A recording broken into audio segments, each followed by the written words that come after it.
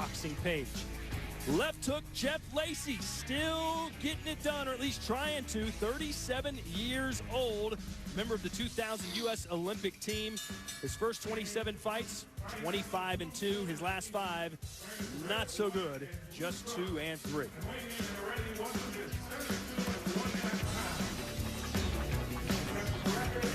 And there is his opponent out of Cuba, known as El Más Talentoso, which I'm told is the great talent.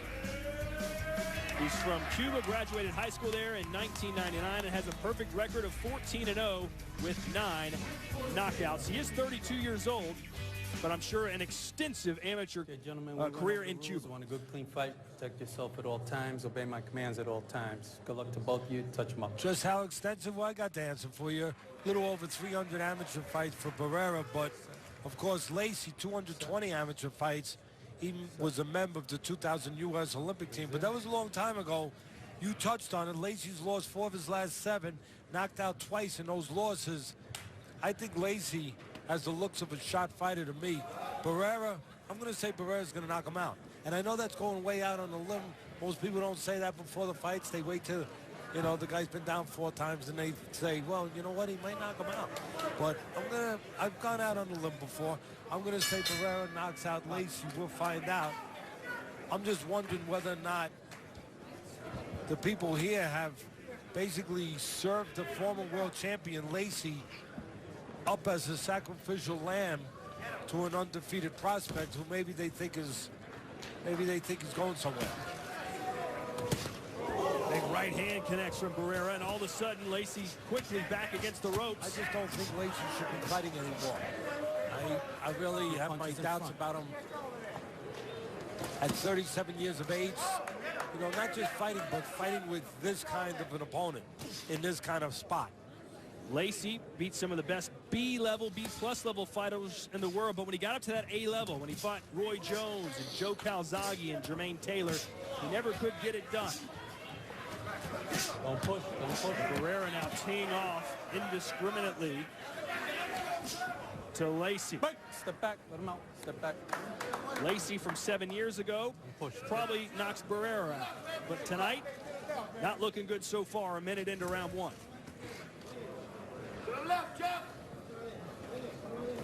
Yeah, I have my doubts whether or not someone like Lacy, again, 220 amateur fights, a lot of fights, former world champion, taking a lot of punches, a lot of miles on that odometer. That's my question, whether or not he should be fighting. I don't think he should be fighting anymore. I don't think he should have been in the ring with his opponent. I said it before the first 6 was thrown. 7. And obviously, I'm saying it again. Come here, walk to me. Come here. You all right? Not for a lack of being in shape. You see he's got a 6-pack. He's toned, looks fantastic, but he's been in so many battles, taking so many headshots over the years. Well, this referee's going to have to watch because, you know, the corner, of course, has a responsibility here too, but remember, they were part of the decision-making that put Lacy in this position, put him in this fight at this point in his career. So I think the referee's got to be the one ready. I mean, Lacy's shot. He's a shot fighter. His legs are gone. He could wind up getting hurt here. I think this fight should be stopped. Right. Step back. Lacy still doesn't have his legs underneath him from that first knockdown. The referee's watching him. The referee wants to stop this fight, I think. And I think he's right. I think the fight should have probably been stopped before it was signed. I mean, look at the legs of Lacy. I mean, he's got no pins. He's got no pins. And that's neurological sometimes, where you've been in a fighter that's been in that many fights, taking that many punches, the signals don't go down to the legs. The legs, the pins, they don't look sturdy anymore. And I hate to say it, but he's got exactly the look, Lacy does, of a fighter who's been around too long. You know, those legs that just don't respond well.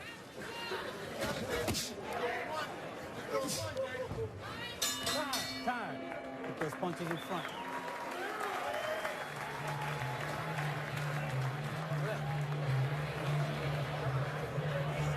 All skill ain't lost. All skill ain't lost. Give me my ice pack, please. My ice pack. You okay? I need my ice pack. On the neck. Jay, you can't stand in front of him. Stand to the left. Stay to the left. Shoot to the body. You got to stay ridiculous with this jab, Jay. All skill ain't lost. You see the right hand there. The jab set it up the right hand. Lacy's leg's just not good. Left took a little push, but the leg's not steady. And again, the right hand, Lacy caught it at the end of it. That's probably why he got up. You could see at the end of the right hand, he was pulling back, took a little off it, but still, Lacy does not have the durability that he once had. And again, you see, he gets pushed back in real time. He gets pushed back a little bit right into the line of fire, and then the left hand sets up a long right hand. And again, Lacy got caught on the end of the right hand. Not the full impact of it, but enough to put a 37-year-old Lacy into a bad place. The worst thing I can say about it right now is Lacy was in a bad place before he got put into a worse place. He was in a bad place coming in here. Teddy, is it a case of his friends, his trainer, his manager simply not saying, you've done enough, it's time to walk away? Or is it Lacy saying, I don't care what you say, I'm still doing it? I don't know. I don't know the answer to that question. I'm not privy to that, but it's probably a combination of both. Probably a combination of, obviously there's people around them that is saying, okay, we'll go forward, we'll give it a shot. And maybe they're not realistic, maybe they don't see the truth. You know, I don't know. But, and maybe it's Lacy obviously saying, no, I can do this. You know, and I still want to do it. But that's when somebody has to intercede, you know, in this business. You know, you're a baseball player that stays around too long, you embarrass yourself. But you don't get hit in the head. You know, you don't get hurt. See, that's the thing that worries me about boxing sometimes, is there's no national committee, no national commission to really make those decisions, and they're tough. Who's to say that someone doesn't have a right to make a living, to pursue a living? But there's got to be standards, there's got to be rules to protect the fighter from this kind of situation. You know, in football, baseball, and basketball, you don't have to worry about somebody going too long. You know why? A team won't sign them. The stats show it, too. Yeah, the stats show it, but they won't sign them. That's right, the team won't sign them again. But in boxing, there's always someone that'll put a guy in as a stepping stone, and that's what Lacy's in here tonight, as a stepping stone. There's always someone who'll put a guy in a stepping stone for $1,000, $2,000, $3,000. Not to mention, Lacy is still a bit of a name. People have heard the name Jeff Lacy. They know he used to be pretty good, and it'll look good on Barrera's resume. I tell you, Barrera's not looking good if he doesn't get rid of Lacy. I'm going to be fair here and say both sides. Barrera needs to get rid of him, you know, and blow him out of there probably this round. If really they're going to get what they wanted out of him. They knew they had a shot fighter. They knew they had a name on his way out, and they wanted to exploit that. They wanted to take advantage of that. Well, if they're going to take advantage of it, they need to get rid of a guy that everyone can see now he should get rid of. Somewhere in the back of Lacy's mind, he's thinking, I've still got my left hook. If I can just land it one good time. Break. Step back. Step back. Break. Step back. So all looked lost in round one, but as Lacy's corner said to him, all still ain't lost. He's still in there, just barely though, as Barrera catches him with a straight right. Break. Step back. Time.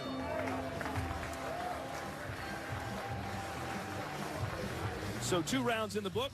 Lacy still in it, at least technically, against Sullivan Barrera out of Cuba. Todd Grisham, Teddy Atlas ringside. We heard from Brian Campbell. We heard from Bernardo Osuna. We haven't heard from you. I'm not going to throw a punch at you. I don't want you to faint right on national TV. Thank you. You okay? You good? You all right now? Because you looked a little peaked. You looked a little pale. I do. You get your color back? All right. Manny Pacquiao, Floyd Mayweather. I can't even talk. He touched me. What are your thoughts on the possibility of that fight actually happening now? It's going to happen. I put my guarantee on it. It's going to happen now because, look, what it comes down to is Pacquiao is so eager to make the fight because he doesn't have any options. I mean, he doesn't have anywhere else to really go to get the numbers that they want to get. The pay-per-view numbers that will give him the numbers in the bank account that he wants. The only thing that's been holding it up, not Mayweather being afraid, Mayweather having a chance to fight someone else first. He had a chance to fight Cotto for pretty good numbers. The key to me is you don't see Cotto. That's the ace in the hole. It's like a card game here. You don't see Cotto, well, then you're going to wind up seeing Mayweather and Pacquiao, because Cotto would be the only reason now that Mayweather would not wind up fighting Pacquiao, because he's got 2 fights left, Mayweather, on his contract with Showtime, guarantee of $30 million. And with an upside, you can make maybe 40, 45. With Cotto, you can do that.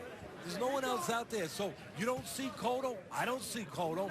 I don't see him anywhere around. That tells me Floyd then is going to go and make the fight with Pacquiao. That fight's going to get made. All the boxing fans, I shouldn't say all, but most, hope it happens. If anything, other than just so we don't talk about it anymore. 7 years in the making between Mayweather and Pacquiao. Look, as picket as you look better than Lacy. And Barrera, I'm not impressed with Barrera. I mean, really, it's backfiring on him. They got a fighter who, it's pretty obvious, is in pretty bad shape here, Lacy. And you know what? He's probably going to wind up knocking him out. There go the legs again. He's got to take 3 rounds to knock him out. All right. Lacy trying to buy time. If you stare at Lacy's legs long enough, you'll see his knees lock up. Yeah, I mean, his legs look, you hate to make fun, but, I mean, we're not making fun, but his legs look like, you know, your grandmother's spaghetti on Sunday when she made it on Friday. You know what I mean? The legs are soggy. And when the legs are soggy with an old fighter, that means the signal's not going through to those legs. Those legs are not responding. They're not the way they're supposed to be. Lacy, 37 years old. Barrera, 32. He's not a spring chicken.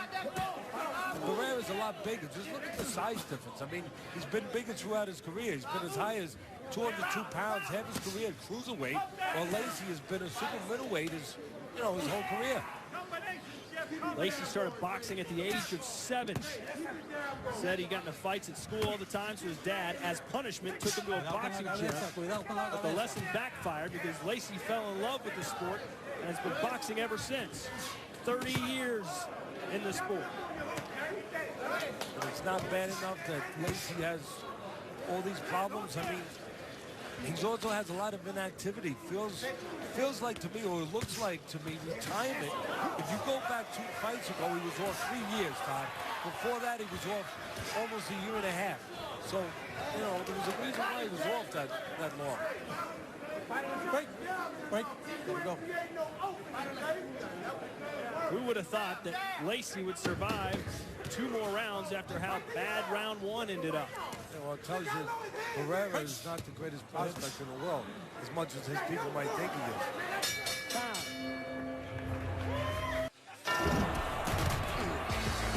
It's a Fox Theater flashback. Irish Mickey Ward, who's fought on Friday Night Fights 24 times. No one's been on this program more. He picked up this knockout in May 18, 2001, right here at the Fox Theater at Foxwoods Resort and Casino. And now the doctor talking to Jeff Lacy.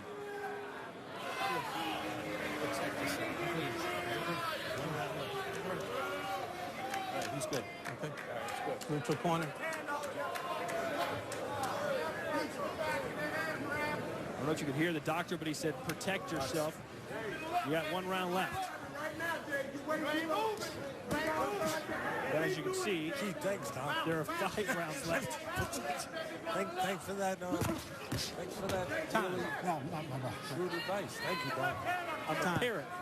1 point. My low pinkish blow. skin. 1 point. Low blow. 1 point. Low blow. Okay, mira, no lo pega atrás de la cabeza tampoco. Okay? Let's go.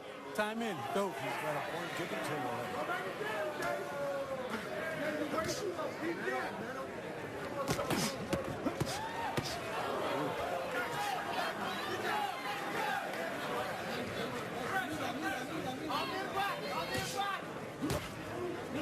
Can you see the bigger guy, Barrera? I mean, taller, but just bigger.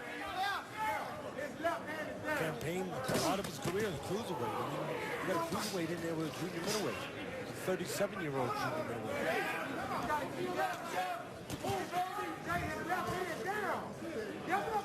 Jeff Lacy did win his last fight December 13th against Timothy Hall.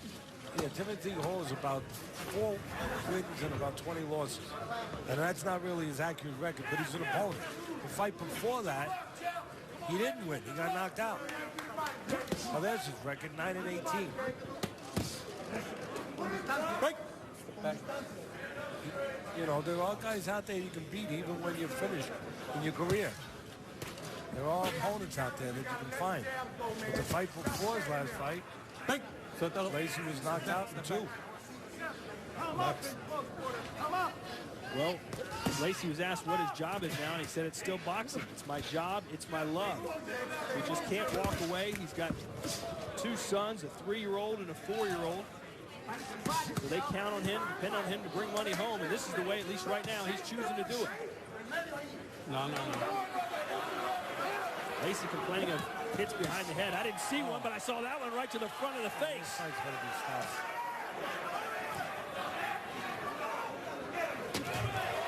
This fight has to be stopped. And there it is. You know, he took 4 rounds of damage that he didn't need to take. Because I don't believe this fight needed to be made. But that's me. Here's the merciful end of the fight, Teddy. Take us through it. Yeah, left hand keeping separation, getting full extension on the right hand. Didn't come back with the left hook there the way you should have to the right hand, but he didn't need to. Barrera again finding a home for the right hand. Lacy trying to counter in between, but at this point in his career, he's a little late. And there's the right hand that started his demise. Here's the very end. The referee had seen enough. He's seen enough all night long. And he finally pulled the plug on this one. Look, all the heart in the world, Lacy, and I don't take that away from him. He's got the heart of a former champion, and he showed that, but his days are gone. It happens. Now for the official particulars, we send it up into the ring. Here's Phil Tufano.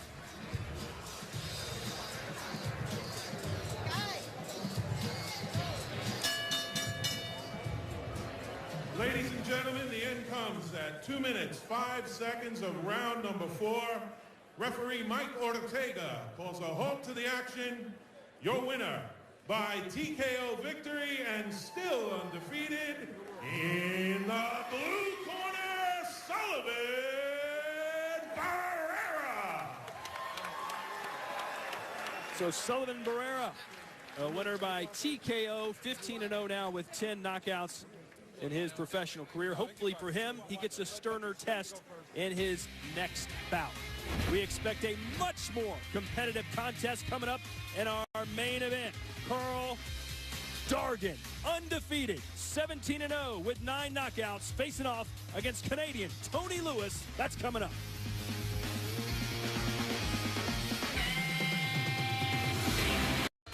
We are live at the Fox Theater, getting set for our main event. But first, let's look back at what was supposed to be a great fight weekend. The trilogy finale between Alvarado and Rios, but boy, did it disappoint, unless you're a fan of Brandon Rios. It was all one-way traffic. We thought that Alvarado would try and fight on the outside and not get into a slugfest. Turns out he didn't do either one of those things. He was a human punching bag as Rios landed 6 times as many punches. Alvarado retired on his stool at the end of round 3. It's time to look like a champ, brought to you by Just for Men. It's our CompuBox statistics, and look at the punches thrown and landed. Rios, 120 landed. Alvarado, just 20. He only threw 87. Alvarado, even after the fight, acknowledged that he didn't train properly, Teddy. He wasn't in shape to go in there in this fight. What do you think the future holds for both these men? Well, I mean, look, the future, Rios has a future. Alvarado doesn't right now. That's the second time he's quitting a fight. He quit against Provodnikov on his stool. You know, at least he tried a little bit more, but he took a beating. He quit on the stool, and he quit the other night. I mean, that's one thing you don't want to see a fighter do. First of all, he He put his signature on the contract. He took the $750,000 or what, somewhere around there that he made, and he wasn't ready, but he took the money, and he has an obligation to be ready. He wasn't. He paid the price. He took a terrible beating, but then in the end, he got out of it by quitting. I mean, when the referee, the uppercut worked all night long for Rios. Actually, any punch he threw was going to work because Alvarado was just a punching bag. But the referee asked him, hey, do you see, how many fingers do you see? He put 2 fingers up, and he said 4. I mean, you don't have to be the Mason Kreskin. I know I'm not in his mind, and I'm not in his body, but please, Todd, everybody out there, we're not fools. I mean, he didn't see 4 fingers, but he said 4 fingers because that was his way of getting out of punishment. He didn't have another way. He didn't have a way of going and throwing punches, moving his head, you know, digging to the body. That was his way to get out of taking that beating the rest of the night. So he fabricated how many fingers he saw. Look, probably his corner should have done the right thing and not had him in that position. They should have probably stopped the fight so he didn't have to embarrass himself as a fighter that way. But again, he did the one thing that you never want to see a fighter do. He spit the bit. He quit. He did quit. It looks like Alvarado's next fight is going to be in a courtroom as he faces felony charges. It is now time for our main event, and we expect